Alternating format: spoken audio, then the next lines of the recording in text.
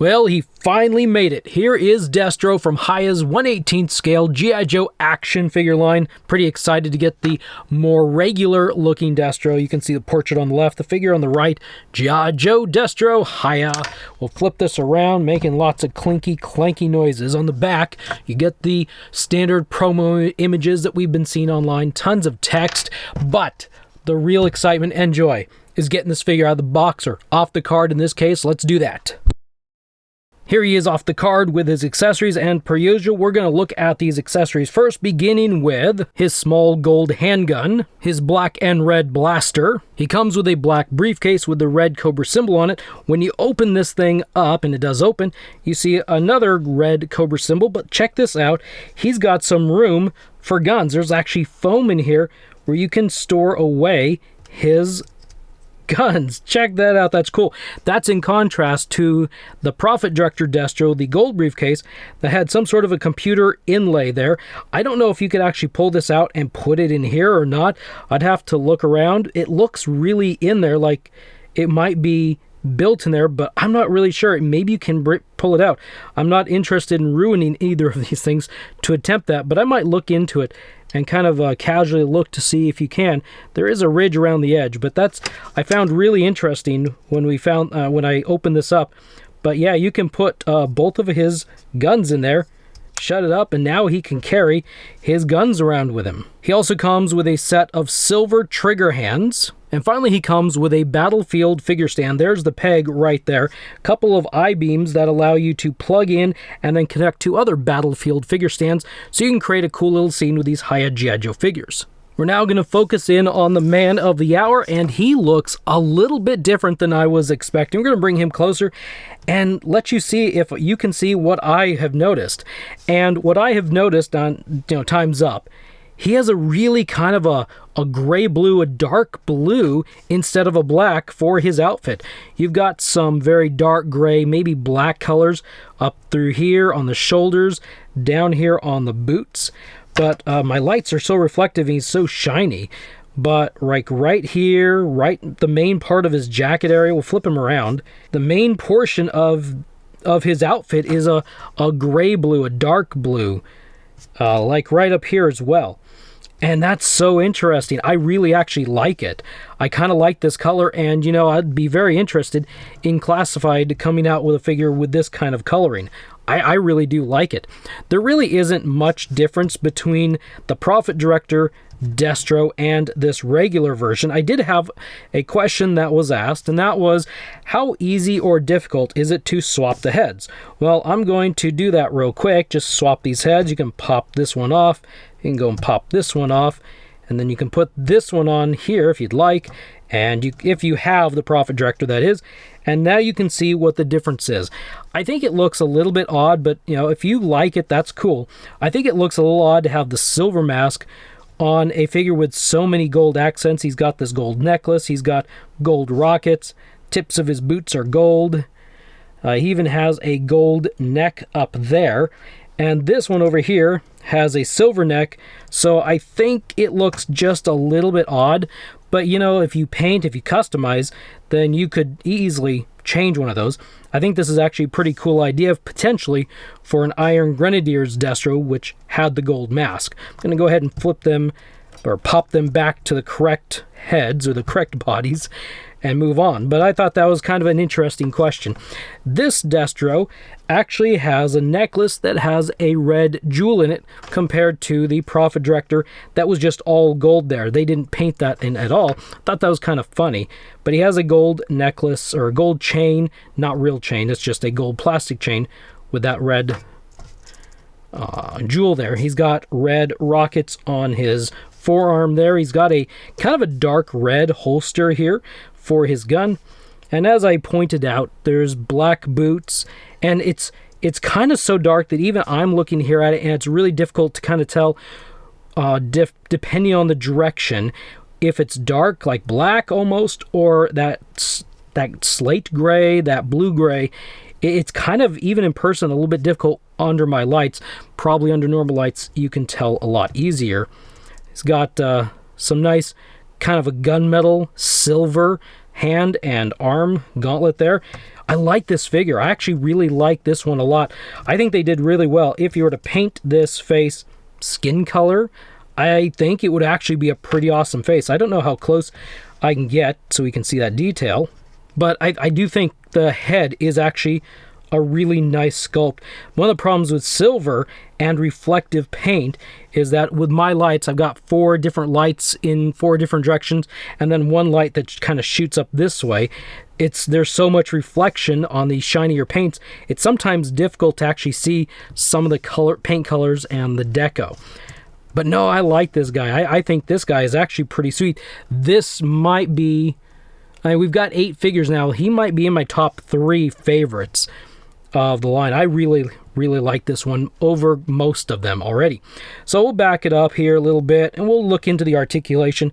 You got nothing new. This is the exact same. If you watch Profit Director Destro video, it's the exact same articulation. Ball joint head, you just saw the ball joint. He's got kind of a loose butterfly thing here. Arm can go up that high, rotate all the way around. Rotation at the bicep. If you want him to bring up his elbow, it's a pinless elbow, he can go up that far. The only thing I'm kind of disappointed about is the pinless knee. It can only go that far, it can't go any further than that. He does have a thigh swivel, but if you yank the legs around too much, the legs just might pop off of their ball joint in here, because there is a kind of a swivel around that ball joint as well. You can rotate at the waist. You have this torso cut, so if you want him to lean forward, let's straighten him out here real quick. You could actually get him to kind of bend over that far between the two and then bend back. Not too bad. He's got a hinge and a pivot down at the ankle. He can lean back that far. And he can lean forward that far right there. Nothing at the boot cut, and that's about your swivel. But this guy actually has a lot of articulation, kind of like all over the place. Kind of get him into a crouched position here. So let me grab his weapons here. And one thing I just learned while digging out these weapons from this briefcase, I'll bring this a little bit closer here so you can see. Let me get the correct angle. You gotta be careful here. If you're too rough pulling out the gold weapon that goes up here, you could actually, this is a very thin section of foam right up in here. I'm trying to get the light to shine directly on it. You could actually rip out this kind of center foam piece, so you want to be really careful with that if you're going to peel them in and out. I'm using tweezers. You're probably going to want to use tweezers to get those weapons out, just to be on the safe side. But anyway, you can slide the gold gun here into his right holster. At least that's where I thought it's supposed to go. It looks almost, there we go. Almost looked too big there for a second. We'll go ahead and slide this in. There's no trigger, so I think that works. And then we're going to put the briefcase, give him kind of like a running pose, like he's trying to run away with the goods. Something like that. That's pretty cool. I like this figure. I like this figure quite a bit. Yeah. I think this is, of all of them, this is a good one. For anyone who doesn't know, I pick up my HIYA G.I. Joe figures from cooltoysclub.com.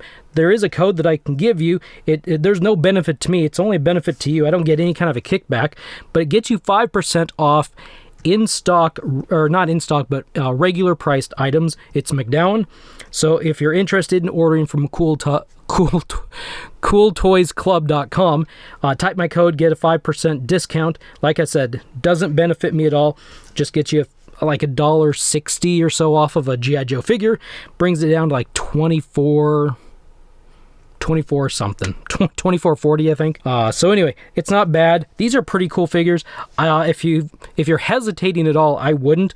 I'd get over there pretty quick. So let's do a quick comparison to the classified figure. Typically, these have been pretty similar, except for Storm Shadow, who is what I classify as a figure that we didn't get in classified, but we were going to get in classified. This is not that case. The miscoloration, the different coloring isn't that at all. This is something new. This is something apparently HIYA did, and apparently has approval from Hasbro, because we weren't going to get, as far as I know, a Destro in this color. But anyway, let's get over and take a look at the comparison. I'm not going to hold you here for very long. There's only a few things to point out. Mostly, anything on the classified figure that is kind of a blackish color is a slate blue, the bluish color over on this HIYA figure. Anything that's this gray color, like the boots, the knee pads, and these highlights things are the blackish colors over there. So that's kind of interesting how that worked. I pointed out the briefcase. You open up and there's a logo inside and there's spots for the guns. Well, his briefcase, when you open it up, has cash on one side and like the computer on the other side. It looks more like the gold one. You close it up, there's a red logo on this side, but the logo's not painted on that side. The helmet's more interesting. It's kind of a darker color for this HIYA, kind of like a steel metal, gunmetal, darkish washed silver of sorts, whereas the classified Destro has what we're more familiar with Destro, a shiny silver mask. The necklace is pretty much similar. The collar is also a bit different. If you notice here on the classified, he's got an entirely red collar. It's completely red. There are some lines separating it. This is interesting because I'm going to bring this one closer. I didn't point it out earlier.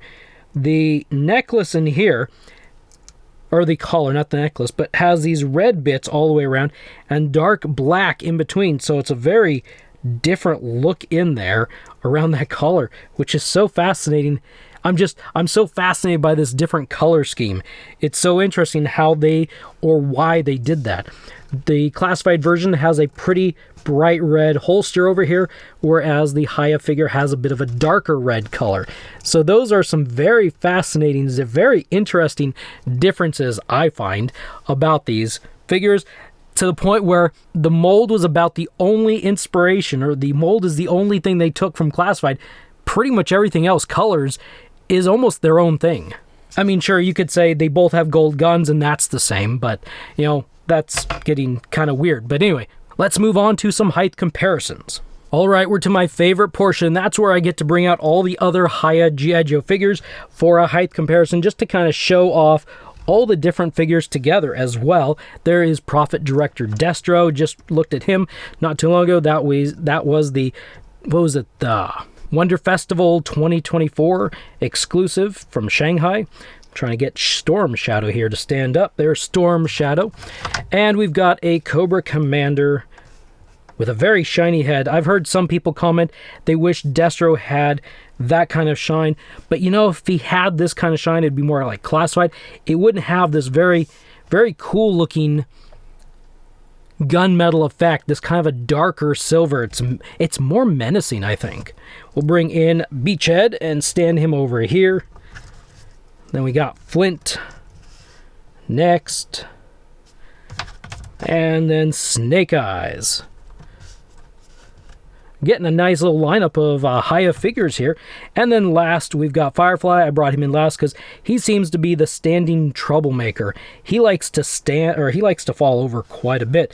So there you have the HIYA G.I. Joe 1/18 action figure, I guess, collection. As of right now, it's kind of a checklist of sorts, because this is everybody who's been released. A whole whopping 8 figures, and the next one expected, from what I've seen online, is Lady J. So sometime in the future, we'll be talking about Lady J from HIYA. Anyway, thanks for stopping by and watching. Hope you enjoyed this. I'll see you next time.